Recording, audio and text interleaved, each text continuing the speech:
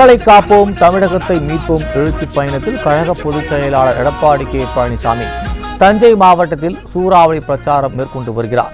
இதன் ஒரு பகுதியாக திருவிடைமருதூர் சட்டமன்ற தொகுதிக்குட்பட்ட திருபுவனம் பகுதியில் நெசவு தொழில் செய்யக்கூடிய நெசவாளி வீட்டிற்கு சென்ற கழக பொதுச் செயலாளர் அவர்களின் குறைகளை கேட்டறிந்து வருகிறார்.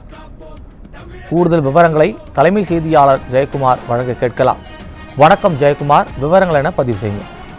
வணக்கம் அருண். தஞ்சாவூர் மாவட்டம் திருவிடைமருதூர் சட்டமன்ற தொகுதிக்குட்பட்ட திருபுவனம் பகுதியிலே இந்த பகுதியில் ஏராளமான நெசவாளிகள் இருக்கிறார்கள்.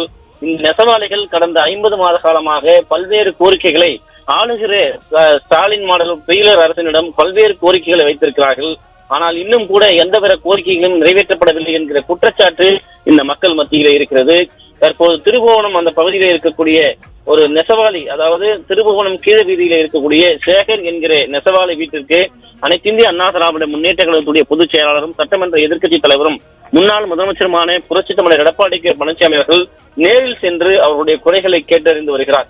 குறிப்பாக இந்த நெசவாளிகளுக்கு மானியம் வழங்கப்படவில்லை என்ற ஒரு குற்றச்சாட்டு இருக்கிறது.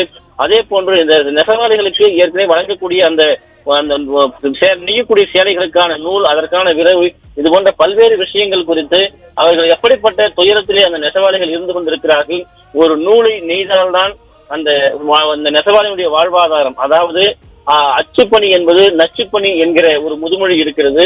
அப்படிப்பட்ட ஒரு துயரத்தினுடைய உச்சிகளில் ஒரு நெசவாளியினுடைய வாழ்க்கை என்பது இருக்கிறது. ஒவ்வொரு நூலையும் காலாலும் கையாலும் அழுத்தி அவன் அந்த ஒரு சேலையை நெய்கிற பொழுது முழு சேலையாக அது உருவாகிறது. அப்படிப்பட்ட ஒரு சேலையை நெய்ந்தால்தான் அந்த குடும்பம் சொல்லிய வாழ்க்கை, அவர்களுக்கான உணவு என்பது இருக்கும்.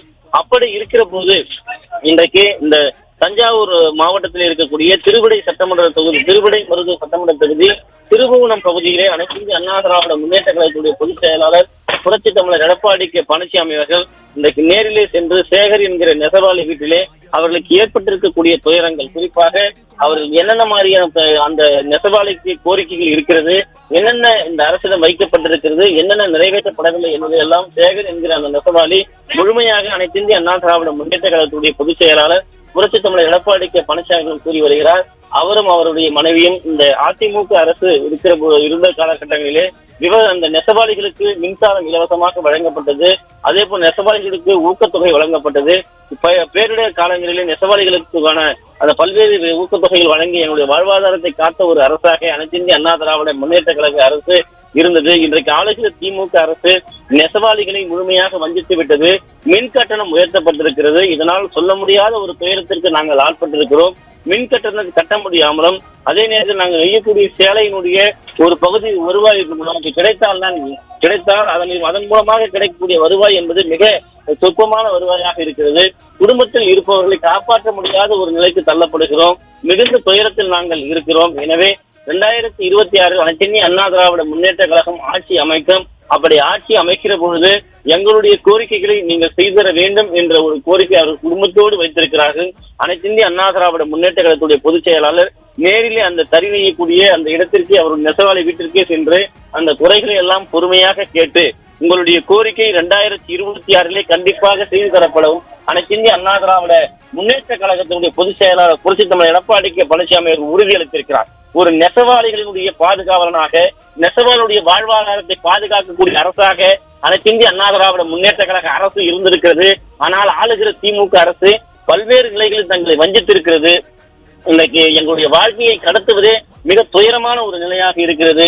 எனவே இந்த கோரிக்கைகளை நாங்கள் தொடர்ந்து நெசவு செய்வதற்கு மின் கட்டணத்தை குறைக்க வேண்டும். ஏற்கனவே நீங்கள் வழங்கியது போல அந்த மானியங்கள் எல்லாம் உங்களுக்கு முழுமையாக கிடைப்பதற்கு வழி செய்ய வேண்டும். இந்த ஆளுகிற அரசு முற்றிலுமாக எங்களுடைய வயிற்றில் அடித்திருப்பதாக நெசவாளியுடைய குடும்பத்தினர் வேதனையோடும் நெகிழ்ச்சியோடு தெரிவித்திருக்கிறார்கள். அந்த கோரிக்கைகளை கேட்டறிந்த பின்னர் அனைத்து இந்திய அண்ணா திராவிட முன்னேற்ற கழகத்துடைய பொதுச் செயலாளர் புரட்சி தமிழர் எடப்பாடி கே பழனிசாமி அவர்கள் தஞ்சாவூர் மாவட்டம் திருவிடைமருதூர் சட்டமன்ற தொகுதிக்குட்பட்ட திருபுவனம் பகுதியிலே திரண்டிருக்கக்கூடிய பல்லாயிரக்கணக்கான மக்கள் மத்தியிலே எழுச்சி உரை ஆற்றுவதற்காக சென்று கொண்டிருக்கிறார். நாம் தற்போது பார்க்கக்கூடிய திருபுவனம் கீழக்கடை வீதி பகுதியிலே ஏராளமான பெண்கள் மலர்களையும் அதே போன்று அவருடைய கையிலே முளைப்பாரியை வைத்துக் கொண்டு உற்சாகமான ஒரு வரவேற்பினை அளித்துக் கொண்டிருக்கிறார்கள். அந்த காட்சிகளை நாம் பார்த்துக் கொண்டிருக்கிறோம். இங்கே நிற்கக்கூடியவர்கள் அனைவருமே ஏராளமான பெண்கள் தங்களுடைய பூரண கும்ப மரியாதையோடு தங்களுடைய கைகளில் முளைப்பாரியை வைத்து மலர்களை வைத்து அதிமுக பொதுச் செயலாளருக்கு இந்த உற்சாக வரவேற்பனை அளித்துக் கொண்டிருக்கிறார்கள். அந்த உற்சாக வரவேற்புக்கு மத்தியிலே அனைத்திந்திய அண்ணா திராவிட முன்னேற்ற கழகத்துடைய பொதுச் செயலாளர் புரட்சி தமிழர் எடப்பாடி கே பழனிசாமியுடைய வாகனம் சென்று கொண்டிருக்கிறது. அதை நாம் பார்க்கலாம். குறிப்பாக திருவிடைமருதூர் திருப்புவனம் பகுதியிலே திரண்டிருக்கக்கூடிய பல்லாயிரக்கணக்கான மக்கள் மத்தியிலே எழுச்சி உரை ஆற்றவிருக்கிறார் என்பது குறிப்பிடத்தக்கது. குறிப்பாக இந்த திருவிடைமருதூர் சட்டமன்ற தொகுதியுடைய பல்வேறு தேவைகள் இந்த மக்கள் வைத்திருக்கிறார்கள்.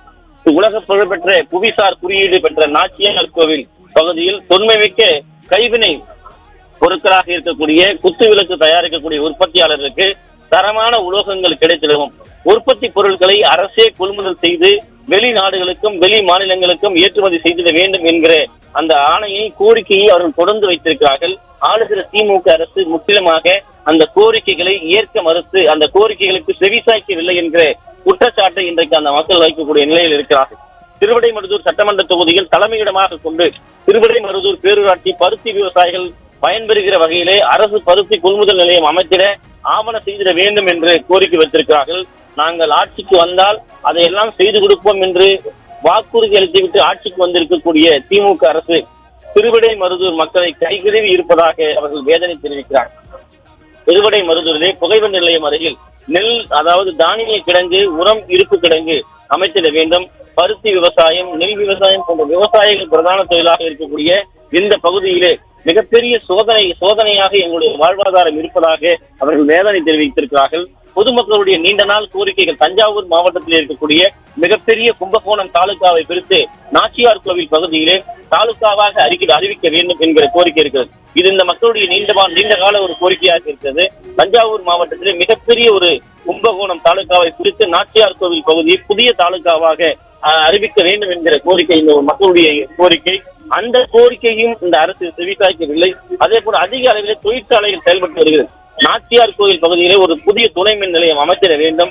அதே போன்று தொழிற்சாலைகள் தற்போது மின் கட்டணத்தால் மிகப்பெரிய துயரத்தை சந்தித்து வருகிறோம்.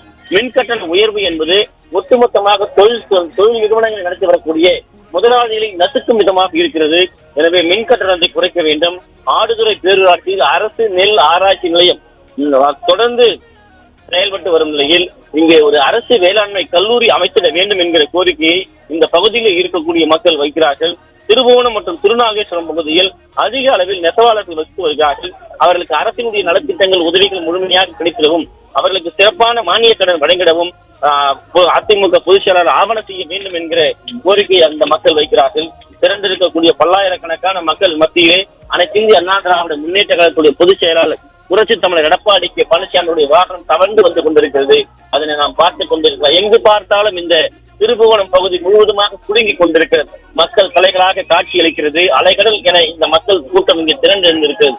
இந்த எழுச்சியான கூட்டத்தினுடைய வரவேற்புக்கு மத்தியிலே அனைத்திந்திய அண்ணா திராவிட முன்னேற்ற கழகத்துடைய பொதுச் செயலாளரும் சட்டமன்ற எதிர்க்கட்சி தலைவரும் முன்னாள் முதலமைச்சருமான புரட்சி தமிழர் எடப்பாடி கே பழனிசாமி அவர்கள் வருகை சென்று கொண்டிருக்கிறார்கள். அந்த காட்சியை நாம் பார்த்துக் கொண்டிருக்கிறோம். குறிப்பாக திருப்பனந்தாள் ஒன்றியம் குலசேகரநல்லூர் ஊராட்சியில் 2019 ஆண்டு அதாவது 1.99.23 மதிப்பீட்டிலே தெற்குராஜன் வாய்க்கால் மற்றும் கும்சி மணியாற்றில் பாலம் கட்டப்பட்டிருக்கிறது. அதே போன்று திருப்பனந்தாள் ஒன்றியம் சரபோஜி பஞ்சாயத்தில் 2019 ஆண்டு ஏறக்குறைய அதாவது மிகப்பெரிய அளவிலே கும்சி மணியாறு பாலம் கட்டப்பட்டு கொடுக்கப்பட்டிருக்கிறது. திருப்பனந்தாள் ஒன்றியம் பந்தநல்லூர் ஊராட்சியிலே 2018 அதாவது மிகப்பெரிய ஓடையாறு பாலம் கட்டி கொடுக்கப்பட்டிருக்கிறது. திருப்பனந்தாள் ஒன்றியம் மணநல்லூர் ஊராட்சி காவிரி ஆற்றின் நடுவே அதாவது 1 கோடி ரூபாய் மதிப்பீட்டில் முதல் முறையாக வாகனங்கள் செல்லுவதற்கு வசதியாக புதிய பாலம் கட்டி அமைத்து தரப்பட்டிருக்கிறது. இந்த திருப்பனந்தாள் ஒன்றிய சரபோஜி பஞ்சாயத்தில் 2019 ஆண்டு 1,55,27,000 ரூபாய் மதிப்பீட்டிலே கும்கி மணியாறு பாலமும் அமைத்து தரப்பட்டிருக்கிறது. திருவிடைமருதூர் ஒன்றியத்திலே ஆடுதுறை பேரூராட்சி வீரசோர் நாட்டின் நடுவே சுமார் 2 கோடி ரூபாய் மதிப்பீட்டிலே புதிய பாலம் கட்டித்தரப்பட்டிருக்கிறது. திருவிடைமருதூர் தொகுதியில பல்வேறு கிராமங்களில் கான்கிரீட் வீடுகள், பேருந்து நிழற்புடைகள், பல்வேறு கிராமங்களுக்கு சாலைகள், உயர்மட்ட மின் கோபுரங்கள், மின் விளக்குகள் அமைக்கப்பட்டிருக்கிறது. இப்படிப்பட்ட மிகப்பெரிய எதிர்பார்ப்புகளோடு இந்த மக்கள் பல்வேறு கோரிக்கைகளை அதிமுக அரசு செய்து கொடுத்திருக்கிறது. அந்த மக்கள் அதனை கனிவோடு குறிப்பாக அந்த நன்றியோடு இன்றைக்கு எழுச்சியான வரவேற்பினை அளித்துக் கொண்டிருக்கக்கூடிய அந்த காட்சிகளை நாம் பார்த்துக் கொண்டிருக்கிறோம். மக்களுக்காகத்தான் இந்த இயக்கம் தொடங்கப்பட்டது என்பதை அனைத்து இந்திய அண்ணா திராவிட முன்னேற்ற கழகத்துடைய பொதுச் செயலாளர் மக்களோடு மக்களாக இருந்து மக்களுக்கு தேவையாற்ற வேண்டும் என்கிற உன்னத நோக்கத்தோடு புரட்சித் தலைவி இதய தெய்வம் ஜெயலலிதா அவர்கள் சொல்லியது போல எனக்கு பின்னாலும் இந்த இயக்கம் பல நூற்றாண்டுகள் நிலைபெறும் என்பதை கூறியதைப் போல ஒரு மக்கள் எழுச்சியாக இன்றைக்கு செல்லுகிற இடமெல்லாம் பல்லாயிரக்கணக்கான மக்கள் திரண்டு மக்கள் உற்சாக வரவேற்பு அளிப்பதும் மக்களுடைய எழுச்சியையும் அனைத்து இந்திய அண்ணா திராவிட முன்னேற்ற கழகத்துடைய பொதுச் செயலாளர் வரவேற்பதும் இரட்டைகளை கைகளால் காண்பித்து அவர்கள் உற்சாகமாக நிற்பதையும் நம்மால் பார்க்க முடிகிறது. ஒவ்வொருவரும் தங்களுடைய முகத்திலே 2026 அனைத்து இந்திய அண்ணா திராவிட முன்னேற்ற கழகத்துடைய ஆட்சி அரியணை ஏறி விட்டது போலவே அவருடைய முகத்திலே ஒரு மகிழ்ச்சியும் புன்னகையும் குறிக்கக்கூடிய அளவிலே ஆட்சி அமர வேண்டும் 2026 அதிமுக பொதுச் செயலாளர் என்கிற எழுச்சியை மக்களுடைய எழுச்சியை மக்களுடைய அந்த பொன் முறுவலை மக்களுடைய மகிழ்ச்சியை பார்க்க முடிகிறது. ஆளுகிற அரசு கொடுத்திருக்கக்கூடிய நெருக்கடி, ஆளுகிற அரசு வைத்திருக்கக்கூடிய தலையிட சுமை இவற்றையெல்லாம் கடந்து 2026 அனைத்து இந்திய அண்ணா திராவிட முன்னேற்ற கழகத்துடைய பொதுச் செயலாளர் புரட்சி தமிழர் எடப்பாடி கே பழனிசாமி அவர்கள் அரியணை ஏற வேண்டும் என்பதைத்தான் இந்த மக்கள் கூட்டம் காட்டிக் கொண்டிருக்கிறது. இங்கே நிற்பது அதாவது சேர்க்கப்பட்ட கூட்டம் அல்ல, சேர்ந்த கூட்டம், தானாக சேர்ந்த கூட்டம் என்பதை எதிரிகளுக்கு சொல்லும் விதமாக இந்த கூட்டம் அமைந்திருக்கிறது. பல்லாயிரக்கணக்கான மக்கள் மத்தியிலே திருவிடைமருதூர் சட்டமன்ற தொகுதி திருபுவனத்திலே அனைத்து இந்திய அண்ணா திராவிட முன்னேற்ற கழகத்துடைய பொதுச் செயலாளர் புரட்சி தமிழர் எடப்பாடி கே பழனிசாமியுடைய வாகனம் தவழ்ந்து வந்து கொண்டிருக்கிறது.